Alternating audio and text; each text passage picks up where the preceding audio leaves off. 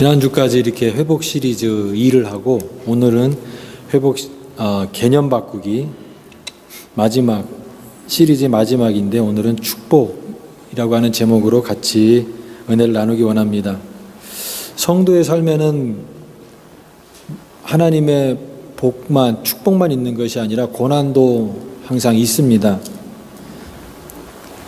그러나 고난이 있지만 그 안에서 하나님의 뜻을 발견하고 위로를 얻는 것이 우리 성도의 삶이 되어야 됩니다. 그래서 오늘 이 하박국 말씀을 이렇게 우리가 같이 보게 됐는데 잘 아는 말씀이죠. 특별히 이 17절 말씀에 무화과 나무가 무성하지 못하고 포도나무에 열매가 없으며 감람나무에 소출이 없으며 밭에 먹을 것이 없으며 우리의 양이 없으며 외양간에 소가 없을지라도 없음 시리즈죠. 다 없어요. 이것도 없고 저것도 없고 참 이 없다라는 게 얼마나 또 힘든 겁니까? 참 있어야 되는데 없다라는 건 참 비참한 거고 힘든 거고 참 고통입니다. 그래서 우리는 때로는 하나님 없는 게 너무 많아요. 이럴 때가 있어요. 이것도 없고 저것도 없고. 그런데 여기서 끝나면 무슨 삶의 위로가 있고 소망이 있고 희망이 있겠습니까? 그러나 이 절망의 끝에서 시작하는 노래가 있고요. 길이 끝난 데서 시작하는 또 다른 새로운 길이 있다. 그래서 성도는 이 없는 것만 찾는 것이 아니라 있음을 찾는 것이고 그 있음을 통하여서 하나님의 은혜를 경험하는 것이 성도의 삶이다라고 생각이 됩니다. 우리가 읽은 이 하박국은 이름이 재밌죠. 그래서 선지자 중에 다른 이름은 잘 안 외워져도 이 하박국은 외워지는 이름인데 이름은 재밌지만 삶은 재미가 없어요. 참 고통이 많습니다. 이 하박국이 이 아픔이 참 많은 선지자였어요. 우리가 이 말씀을 잘 이제 배경을 좀 이해할 필요가 있습니다. 당시에 아수르라고 하는 나라가 강대국이었고요. 또 애굽이 있습니다. 근데 그 아수르와 이 애굽이 이제 점점 세력이 몰락되면서 신흥 바벨론이라고 하는 나라가 역사의 전면에 등장하면서 그야말로 역사의 격변기에 쓰여진 것이 바로 하박국입니다. 그러니까 이런 역사의 격변기 속에서 강대국의 그 틈바구니 속에서 이 남유다는 정말 얼마나 많은 그런 고통과 어려움을 겪었는지 말로 다 설명할 수 없습니다. 그 큰 강대국의 틈바구니도 힘들었지만 이런 시대적인 말에 보면은 어떤 그런 도덕적으로 또 그다음에 종교적으로 막 타락하는 그 모습들이 많이 나옵니다. 특별히 이 지도자들이 백성들을 수탈을 하고 착취를 하고 또 주의 말씀을 전하는 선지자들을 잡아다가 죽이기도 하는 그런 일들이 이 하박국의 시대입니다. 그러니까 일반 백성들의 삶은 이 말로 표현할 수 없는 큰 고통이 있었습니다. 그래서 1장 2절에 보면 하박국도 이 모든 상황들을 바라보는 이 믿음의 사람으로서 선지자로서 고통과 탄식을 이야기하고 있는데 여호와여 내가 부르짖어도 주께서 듣지 아니하시니 어느 때까지니까. 하나님 내가 그렇게 부르짖고 기도하는데 왜 응답하지 않으십니까? 내가 언제까지 기다려야 됩니까? 언제까지니까 그런 탄식의 기도를 하고 있습니다. 그래서 하박국 1장과 2장의 그 내용의 압축은 없음과 혼란입니다. 너무 없고 또 모든 게 다 혼란스럽다라고 하는 거예요. 이와 같은 상황 속에서 하나님의 어떤 그런 응답들이 주어지지 않으니까 너무나 힘들었다라는 것입니다. 왜 내가 생각하는 대로 모든 것이 진행되지 않을까? 우리도 살아가면서 우리가 기도하고 하는 것들이 이렇게 잘 진행이 되어지고 눈에 보이는 결과물들이 금방금방 나오면 신앙생활하는 게 얼마나 기쁘고 좋겠습니까? 그런데 때로는 기도를 이렇게 하는데도 뭔가 이렇게 눈에 보이는 진행들이 잘 진행되지 않을 때 얼마나 마음이 답답하고 참 힘듭니까? 기다리는 것 자체가 얼마나 힘들어요. 희망 고문이라는 말이 있습니다. 희망 고문. 우리가 이렇게 너무 상황이 어려운 사람들 보면은 이렇게 인사하잖아요. 잘 될 거야. 좋은 날이 올 거야. 근데 말하는 사람도 좋은 날이 안 올 것 같은 마음으로 얘기하는 거예요. 그리고 듣는 사람도 그냥 저거는 하는 말이지 그런 마음으로 받을 때 잘 될 거야, 좋은 날이 올 거야 하라고 하는 말도 그냥 말일 뿐이지 나에게 그런 큰 어떤 그런 위로가 되지 못할 때 희망 고문이라고 얘기할 수 있습니다. 저도 미국에 와서 살면서 사역 현장을 떠난 적이 있어요. 2004년도에 미국에 와서 이제 계속 교회 사역을 하고 그랬는데 중간에 잠시 하나님께서 교회 사역을 이렇게 내려놓게 하실 때가 있었습니다. 제가 이제 청빙위원들과 이곳에 오기 전에 인터뷰하면서 그런 얘기도 솔직하게 다 나눴습니다. 그래서 어느 이제 교회를 사역을 그만두고 나니까 이제 주일날 예배를 드리러 가야 되잖아요. 그래서 제 아내랑 이제 우리 미니가 그때 어렸을 때예요. 딸이랑 같이 어느 교회에 이렇게 예배를 드리러 갔습니다. 여러분, 목회자가 본 교회를 놔두고 다른 교회 가서 예배 드리는 게 굉장히 불편하고 어색한 거거든요. 굉장히 어색했어요. 제 마음속에 두 가지 있었습니다. 아무도 나를 알아보는 사람이 없었으면 좋겠다. 그리고 내 마음이 지금 힘든데 저 교회 목사님의 말씀을 통해서 좀 은혜 받았으면 좋겠다. 그 마음이 있었거든요. 근데 두 가지 다 안 됐어요. 알아보는 사람은 없었는데 이렇게 새신자인 줄 알고 저를 또 친교실로 인도하더라고요. 나 새신자 아니라고. 네. 그리고 목사님의 말씀에서 위로를 받지 못했어요. 근데 제가 깨달았던 게 뭐냐면 나를 이렇게 반추하게 되더라고요. 나를 돌아보게 되는데 나는 그러면 이 앞에서 말씀을 전할 때에 그 자리에 앉아 있는 사람들이 참 어려운 마음으로 힘든 마음으로 와 있는 사람들의 마음을 헤아렸던가, 나는 그런 마음을 했던가, 그걸 나를 돌아보게 되더라는 거예요. 제 모습을 보게 됐습니다. 다들 이민 생활에 고생이 없는 사람이 어디 있겠습니까? 다 힘든 부분들이 다 있죠. 저도 그렇게 또 이렇게 생활을 해야 되니까 제가 아시는 목사님이 또 이렇게 무슨 사업을 하셨어요. 캐더링 사업을 하셨습니다. 그래서 제가 그 목사님 일을 도와오면서 일을 한 적도 있습니다. LA 가면요, LA 남쪽에 가면 가디나라고 하는 동네가 있습니다. 그곳을 다니면서 이렇게 또 음식 딜리버리도 하고 그런 일도 했었어요. 그래서 가디나에는 저의 눈물이 많이 뿌려져 있는 땅입니다. 눈물의 땅이에요. 어느 날 근데 운전하고 가는데 내비게이션이 고장이 났는지 우측 출구로 그러는 거예요. 근데 그게 하나님의 음성같이 들리는 거예요. 그게 갑자기. 그래서 제가 그때 막 운전하면서 그런 생각이 들었어요.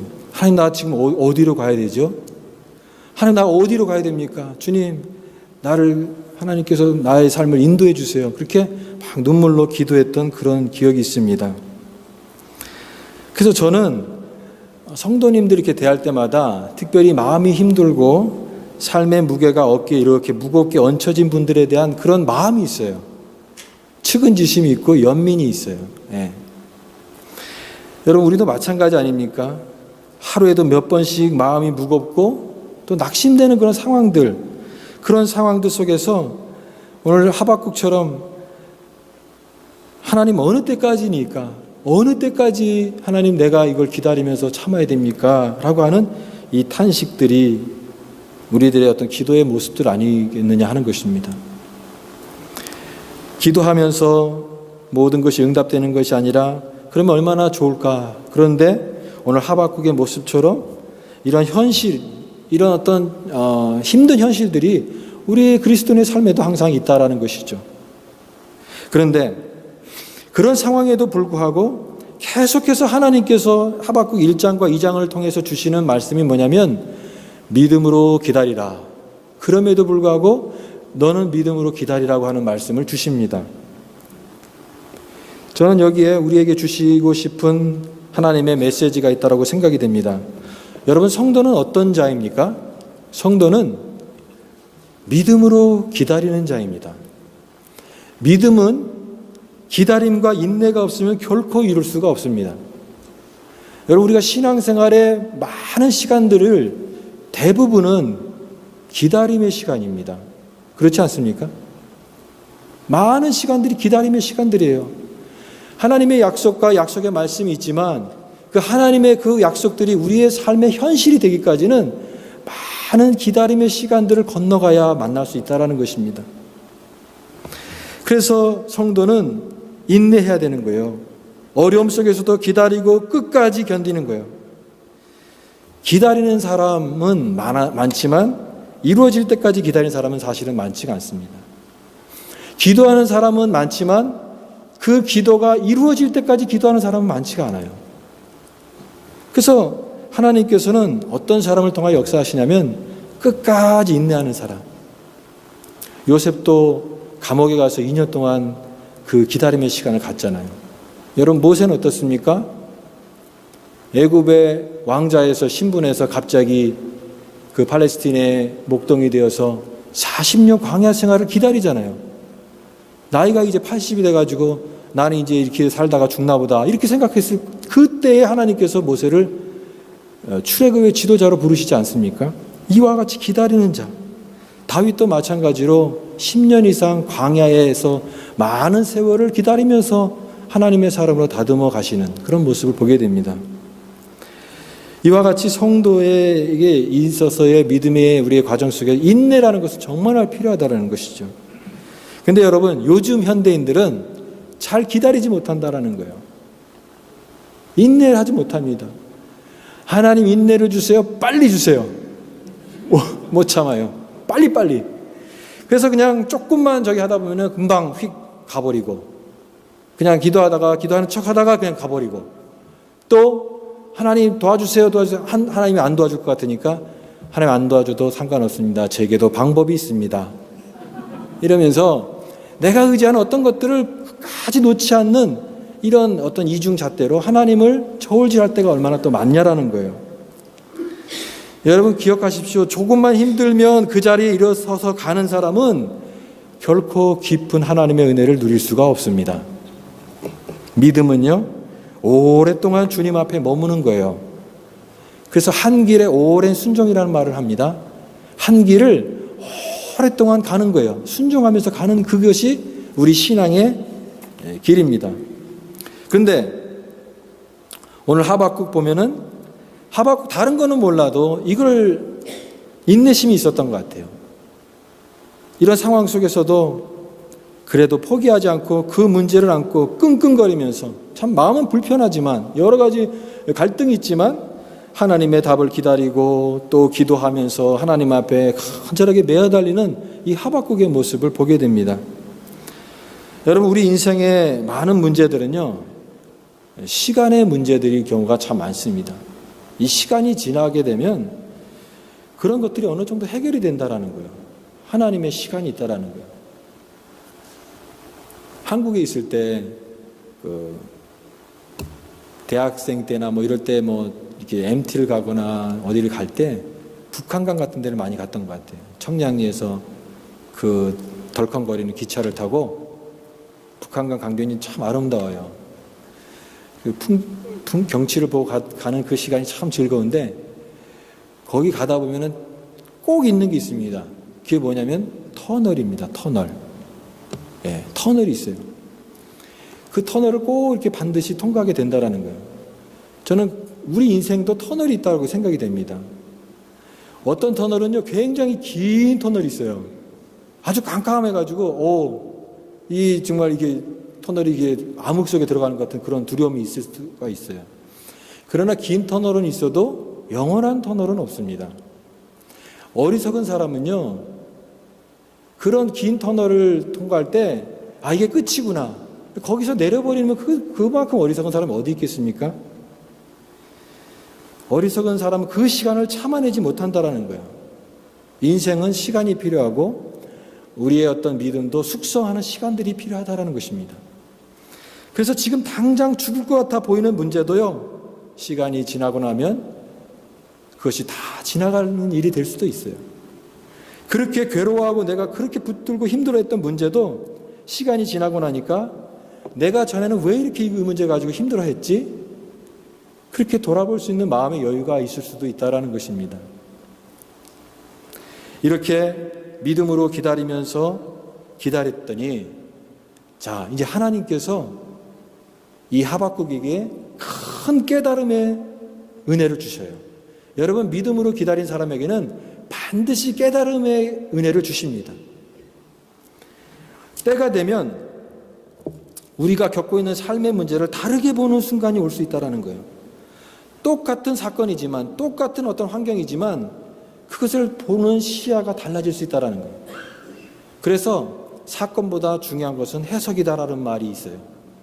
내가 똑같은 문제라고 할지라도 그것을 내가 어떻게 받아들이냐에 따라서 전혀 다른 이야기와 다른 어떤 그런 고백이 나올 수 있다는 것입니다. 시편 73편에 보면 아삽이라고 하는 사람이 시를 썼는데 그 아삽이라고 하는 그 시인의 고민은 그거였어요. 왜 하나님 이 세상을 보니까 이 세상에는 왜 악인들이 잘 됩니까? 악인들은 다 이렇게 잘 되고 잘 나가는데 왜 하나님의 신실한 백성들이 의인들이 고난을 받고 왜 이렇게 우리 삶은 잘 안 됩니까? 도대체 하나님이 살아계시는데 왜 이런 일들이 일어납니까? 그런 어떤 질문을 하고 있어요. 근데 거기에 한 문장이 뭐냐면 내가 하나님의 성소에 들어갈 때에 그들의 종말을 깨달았도다. 그런 말씀이 나와요. 내가 하나님의 성소에 들어갈 때 큰 깨달음이 타고 왔는데 그걸 깨닫고 나니까 그 전에 있었던 문제가 전혀 나를 바더링하는 문제가 아니라 이게 다 클리어하게 이해가 된다는 것이죠. 이 하박국에서는 그 한 문장이 무엇입니까? 오직 의인은 믿음으로 말미암아 살리라. 그 말씀이에요. 이것이 하박국에게도 처음에는 이런 것도 이해가 되지 않고 몰랐는데 점점점 이 말씀을 붙들고 품고 기다릴 때 하나님께서 깨달음을 주시고 은혜를 주시는 거예요. 그러면서 하박국은 3장부터는 간절히 기도하게 됩니다. 옛날을 기억하면서 그걸 붙들고 기도합니다.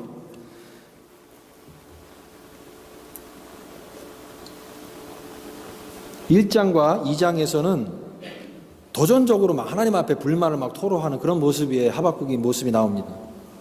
근데 그가 깨닫고 나서는 완전히 달라졌어요.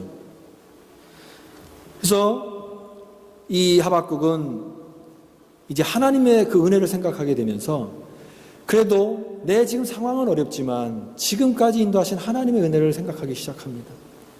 그 하나님이 나를 여기까지 인도하신 과정들을 생각하고 하나님이 정말 살아계실 수밖에 없는, 살아계시다고 고백할 수밖에 없는 그런 하나님의 인도하심과 붙드심을 그가 생각하면서 비록 상황은 힘들지만 나와 함께 하신 하나님을 붙잡고 기도하기 시작합니다.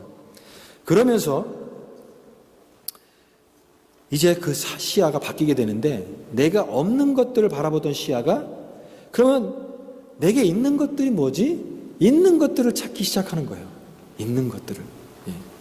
여러분 17절 말씀을 다시 한번 보십시오.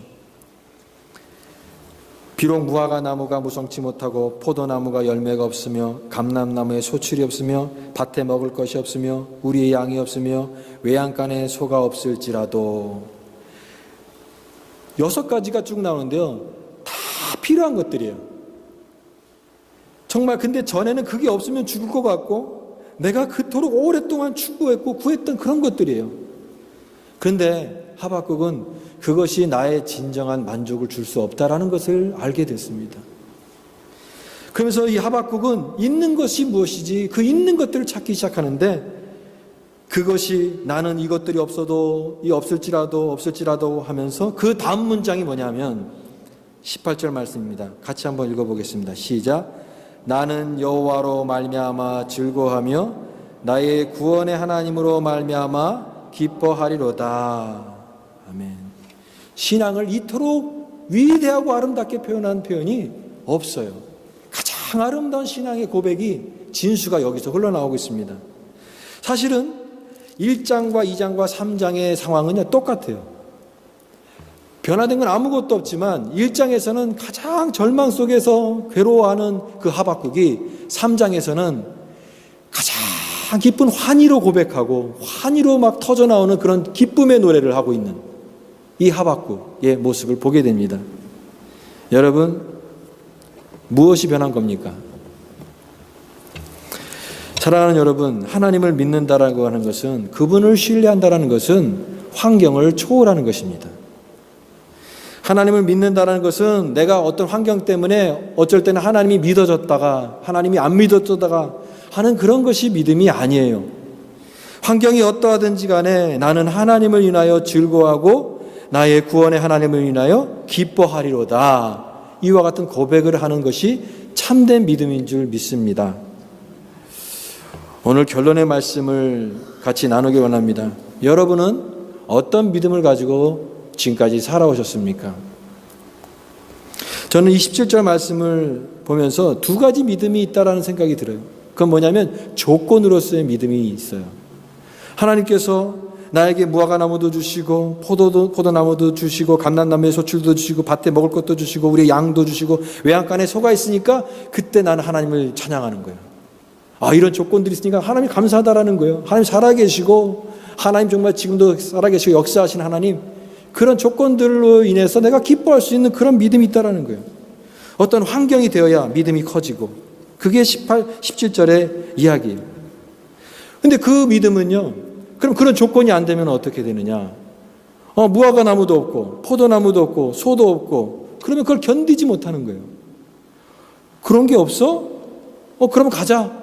별 볼 일 없네. 가버리는 사람은, 그거는 은혜를 내팽개치는 사람이다라는 거예요. 조건으로서의 믿음이에요. 그러나 더 깊은 믿음의 단계는 무엇입니까? 하나님을 인격적으로 신뢰하는 믿음입니다. 조건으로서가 아니라 하나님을 인격적으로 만나는 거예요. 여러분, 사실 우리는 하나님 앞에 나아갈 때에 우리는 때로는 하나님 자신보다도 하나님의 손에 든 어떤 걸 구할 때가 참 많아요. 성경에서는 하나님의 손을 구하라고 얘기하지 않고 항상 어떻게 얘기합니까? 하나님의 얼굴을 구하라 그랬습니다. 하나님의 얼굴을 구한다는 것은 하나님 그분 자신을 구하는 것이에요. 그러나 하나님의 손을 구하는 것은 하나님 앞에 내가 기도하지만 내가 원하는 것을, 간절히 원하는 것을, 그것을 얻으려고 하는 그런 나의 욕심의 투영일 수도 있다는 것입니다. 여러분에게는 무엇이 축복입니까? 무엇이 여러분에게는 감사의 이유가 되고 있습니까? 여러분은 오랜 세월 동안 무엇을 찾고 계시나요? 사람들은 하나님의 손에 있는 어떤 그것을 얻고 나서 이게 하나님의 축복이라고 얘기하는 사람들이 너무나 많습니다. 그러나 오늘 이 하박국은 알게 됐습니다. 하나님의 손에 있는 그것이 아니라 바로 그 하나님 자신이 나에게 가장 큰 복인 것을 깨닫게 되었습니다. 나는 그래서 하나님으로 인하여 즐거워하고 나의 구원의 하나님을 기뻐하리로다. 그 주님 한 분만을 붙잡는 말할 수 없는 심령에 은혜가 터져나오고 기쁨이 터져나오고 감사가 터져나오게 되더라는 거예요. 여러분, 하박국은 자기 인생에 없는 문제들이 되게 커 보였습니다. 그러나 후반부로 갈수록 그 자기 문제들이 점점점 작아졌어요. 왜 그래요? 하나님을 보기 시작했을 때 그 하나님이 너무너무나 커져 보이시는 거예요. 문제도 크지만 그 문제보다 더 크신 하나님을 경험하게 됐을 때 그 문제들이 나에게 문제가 되지 않더라는 것입니다. 여러분의 인생은 어떻습니까? 오늘 여러분에게 있는, 우리에게 있는 그런 문제가 자꾸만 커 보이는 인생은 아닙니까? 그러나 믿음은 하나님이 자꾸만 커 보이는 그런 것이 믿음입니다. 그래서 나의 문제가 자꾸만 점점점 작아지고 나의 어떠한 문제보다 더 크신 하나님을 발견하게 되고 그 하나님을 찬양할 수밖에 없는 것이 참된 믿음이다라는 거예요. 그때 나오는 고백이 이것입니다. 한번 따라해 보겠습니다. 하나님 한 분만으로 충분합니다. 하나님 한 분만으로 만족합니다. 이 고백이 저와 여러분의 고백이 될 수 있기를 바랍니다. 이게 진짜 우리의 고백이 돼야 돼요. 여기서 정말 우리가 기뻐할 수 있어야 돼요. 우리는 때로는 하나님 나 너무 누리지 못해요. 하나님 이렇게 기도하는데 왜 모든 게 잘 진행이 안 됩니까? 너무 힘들어요. 나는 너무 없어요. 이것도 없고 저것도 없어요. 너무 안 주시는 것 같아요. 그런 마음을 가지고 신앙생활하는 사람은 아무런 기쁨도 감사도 느낄 수가 없습니다. 그러나 사실은 가만히 생각해보면 우리가 이미 받은 것들이 너무나 많은 거예요. 왜냐하면 하나님 한 분만으로 우리는 만족할 수 있는 그런 은혜를 주셨기 때문에 그렇습니다. 하나님 한 분만으로. 그래서 참된 신앙은 그분이 나의 모든 것 되심을 인정하는 것이고, 그리고 장차 있을 하나님의 구원에 대한 확신과 소망으로 말미암아 항상 기쁘고 즐거워하는 삶, 그것이 아름다운 성도의 삶의 모습이다라는 것입니다. 신앙의 싸움은 없음에 주목하지 않습니다. 없는 것 때문에 괴로워할 수 있지만, 거기 잠시 머물 수는 있지만 거기에 오래 있지는 않습니다. 오히려 내 안에 있는 것들을 발견하고 내 안에 충만한 그 하나님을 내가 발견함으로 말미암아 내가 기뻐할 수 있고, 비록 환경은 똑같지만 크게 달라진 것이 없지만 내 시야가 바뀜으로 말미암아 인생이 달라 보이는 그런 은혜를 누리는 것이 가장 복된 성도의 삶인 줄 믿습니다. 그래서 오늘 하박국 구원의 하나님을 기뻐했던 같은 믿음의 고백을 할 수 있는 우리 모든 비어리한 믿음의 성도들 될 수 있기를 주님의 이름으로 축원합니다. 저는 오늘 여러분들과 이 찬양을 같이 부르고 싶습니다. 이제 여러분 다 자리에서 일어나셔서 이 찬양 같이 부르시는데, 나 무엇과도 주님을 바꾸지 않으리, 다른 어떤 은혜 구하지 않으리. 정말 우리의 삶에 너무 다른 것들을 많이 구했던 것 같아요. 그러나 진정 우리가 구해야 될 것은 하나님 자신이고 하나님 한 분만으로 만족하는 신앙이고, 그래서 이렇게 고백합니다. 오직 주님만이 내 삶의 도움이시니 주의 얼굴 보기 원합니다. 우리 다 같이 찬양 드리시겠습니다.